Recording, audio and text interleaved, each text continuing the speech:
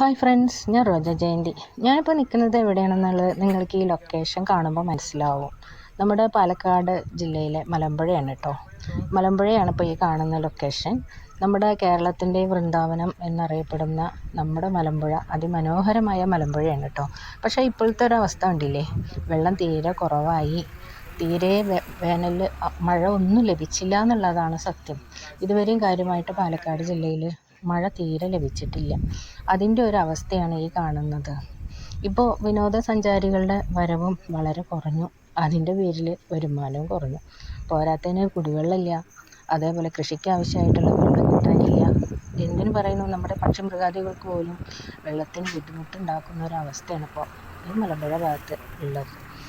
എന്നാലും വിനോദസഞ്ചാരികൾ വിടുന്നില്ല. കാരണം എന്താ വെച്ചാൽ മലമ്പുഴയിലെ ഈ ഭാഗമൊക്കെ ചൂടുള്ളതാണെങ്കിലും മലമ്പുഴയുടെ വേറെ തെക്കേ മലമ്പുഴ എന്ന് പറയുന്ന സ്ഥലം, ഇതിൻ്റെ തെക്ക് ഭാഗത്തുള്ള സ്ഥലം, അവിടെയൊക്കെ വിനോദസഞ്ചാരികൾ അത്യാവശ്യം പേരുള്ളൂ കേട്ടോ. അവരൊക്കെ വന്ന് അവിടെ റിസർവോയർ ഏരിയയിലൊക്കെ വന്ന് ആസ്വദിച്ച് പോകാറുണ്ട്. അപ്പോൾ നമ്മുടെ മലമ്പുഴ എന്ന് പറയുന്നത് എല്ലാവർക്കും അറിയാവുന്നൊരു കാര്യമാണ്. കാരണം ഒട്ടേറെ സിനിമകളുടെ ലൊക്കേഷൻ കൂടിയായിരുന്നു നമ്മുടെ മലമ്പുഴ. അതിപ്പോഴും ഉണ്ട്, ലൊക്കേഷനൊക്കെ എടുത്തുകൊണ്ട്. പക്ഷേ ഇപ്പോൾ ചൂട് കാരണം കുറച്ചൊരു നിയന്ത്രണം കൊണ്ടുവന്നു എന്ന് മാത്രമേ ഉള്ളൂ.